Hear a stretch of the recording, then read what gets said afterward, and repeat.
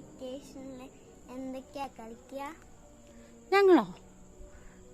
ഞങ്ങള് കളിവീടുണ്ടാക്കും, പിന്നെ ഓടിത്തൊട്ടി കളിക്കും, കക്ക് കളിക്കും, പിന്നെ ഞങ്ങള് കളിവണ്ടി ഉണ്ടാക്കും. കളിവണ്ടി ഇനി ഉണ്ടായി തരാമോ? കളിവണ്ടിയോ?